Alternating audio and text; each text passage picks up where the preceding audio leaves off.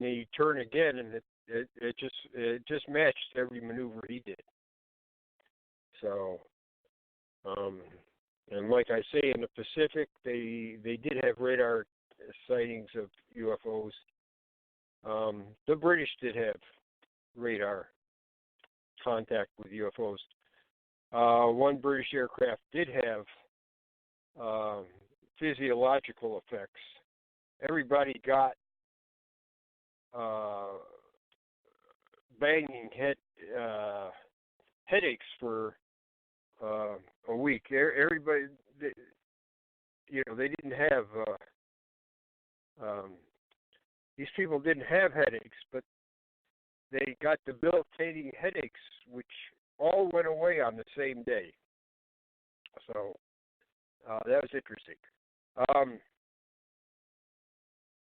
The cases aren't just in 44 and 45. They go all the way back to the beginning of the war.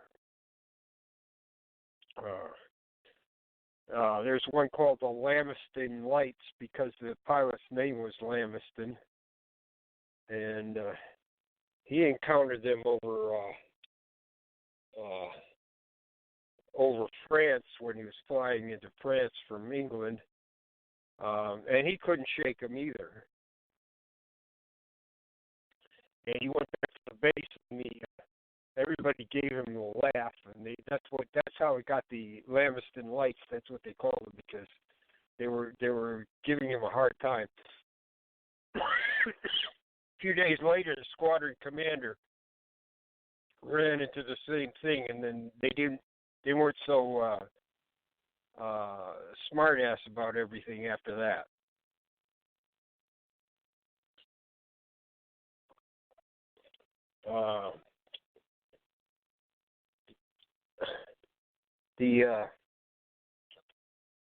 There were a few of these in China.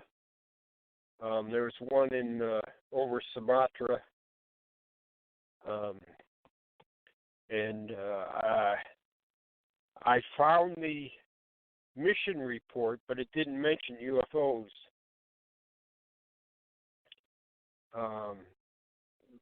But then I talked to an intelligence officer, and then he also had written Phil Klass and sent Phil Klass a letter saying, I know this case. He said it was in the 20th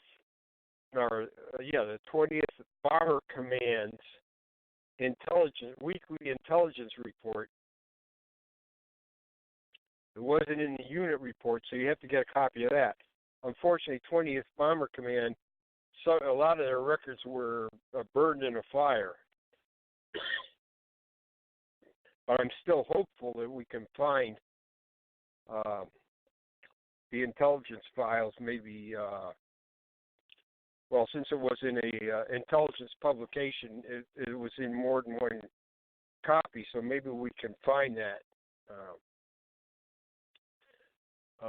There's so many records that are just in storage and unavailable to us.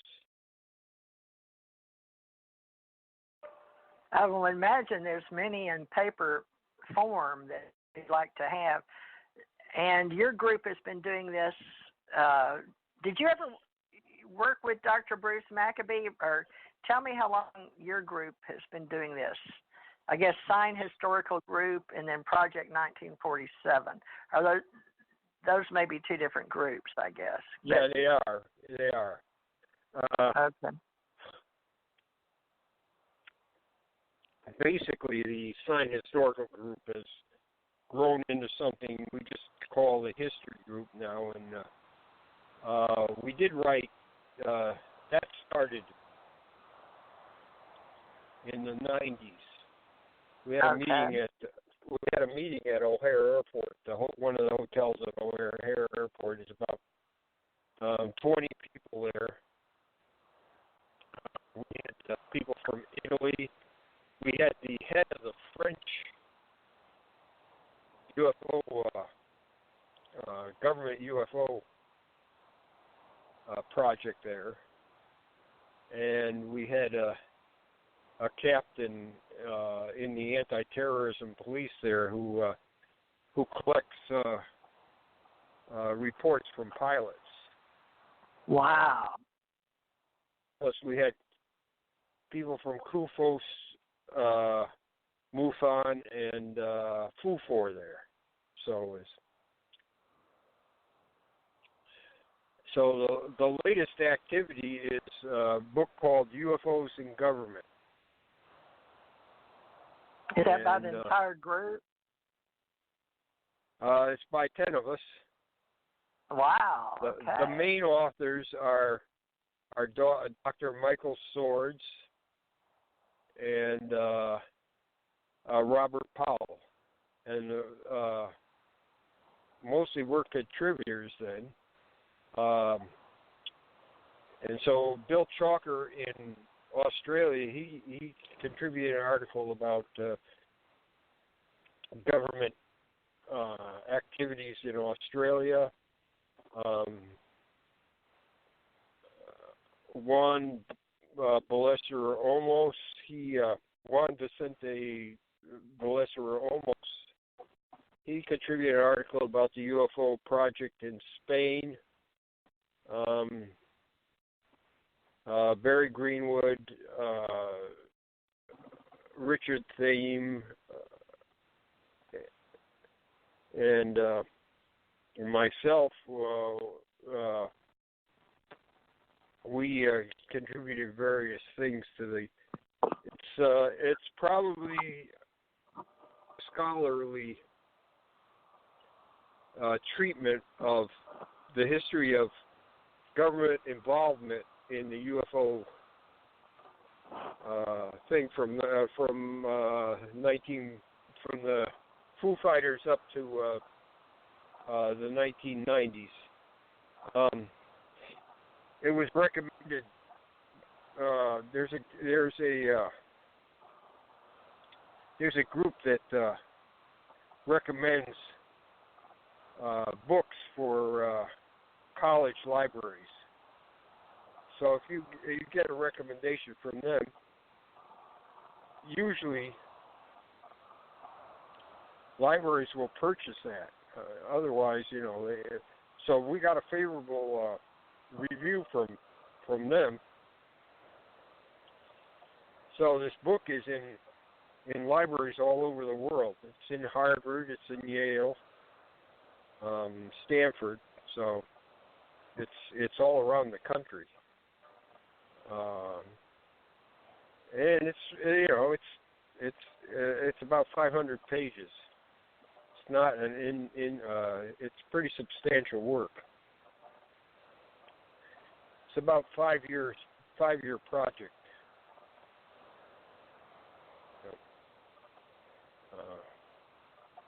It's been off and on Amazon's best-selling list for a while, but you talk to UFO people and they've never heard of it.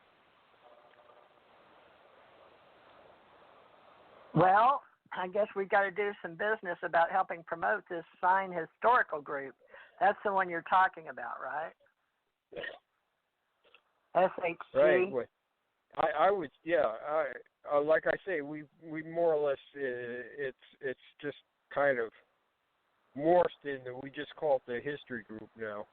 But well, we'll have UFO Association History Group as the SHG, and promote you guys on UFO Association Organization for Transparency, Professional Trade Association. Now, we've got a new magazine, and we'd like to cover some of your articles maybe, but we're going to go out every 2 months because of the time involved, and if everybody wants to see pretty videos and pretty pictures. So Mad Painter here, T.R. Becker. Thomas, what do you think? He's got all this stuff they've been doing since way back in the day. Oh, yeah. And this, and we need to get some of this stuff, like you said. People don't even know they exist. These guys have been around like from prior military back in the day, but this will help us with our Allied Command because we want to cover Army, Navy, Air Force, Marines, even Coast Guard, whoever, has seen UFOs or been interested as researchers or investigators, right, Ahmad? Everybody's invited? Right. Oh yeah, definitely. I mean, I'm really interested in putting out articles of past cases that people aren't aware of today, and it's sad because I grew up, learning these things, and now you mention it, and nobody knows anything about them. Right. That's the only thing they know about now is Tic Tac. So if it hadn't happened in the last 6 months on Facebook, they don't know. They don't have a clue. Yeah, that's true.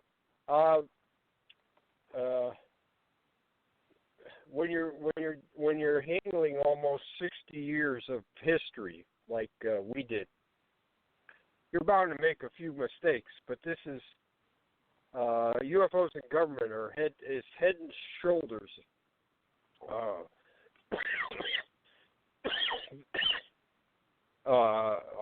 better than any other publication on UFO history. It's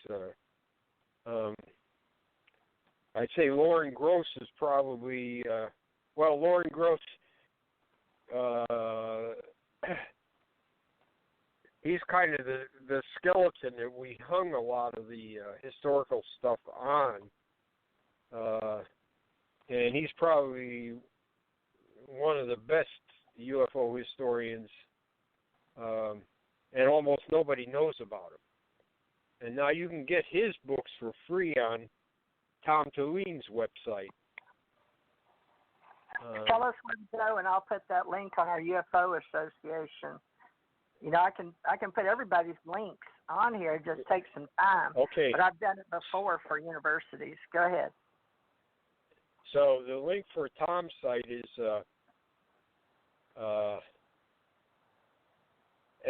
SO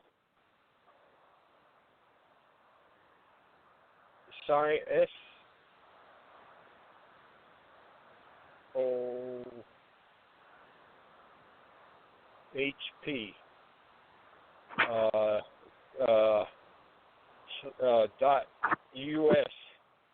That should take you to it. If that doesn't work, take me right to it. Sign oral history. Got it. Yeah, I've never Sign oral seen this history. one either. So that's what I was telling you. Tom did over 200 interviews.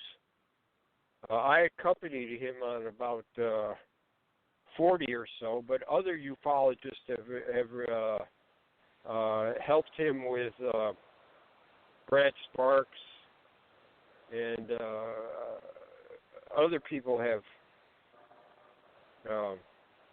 helped him on these interviews. We've interviewed Air Force missile men. We interviewed Colonel Friend, who just passed away. He was the head of Project Blue Book in the 60s. We interviewed one of Ruppel's lieutenants, Lieutenant Rothstein, his clerk, Max Putsch. We interviewed him. We interviewed a number of pilots. Milton Torres, who had a rather spectacular sighting in 1956 as a pilot. We interviewed some pilots that had sightings just before the Korean War.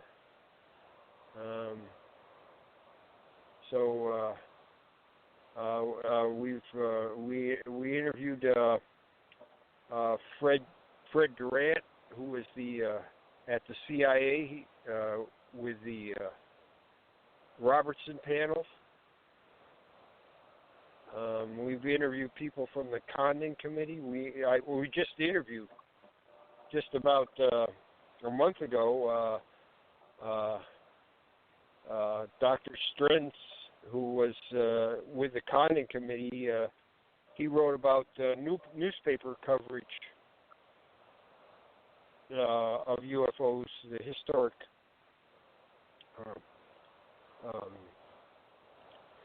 coverage of UFOs in the newspapers, and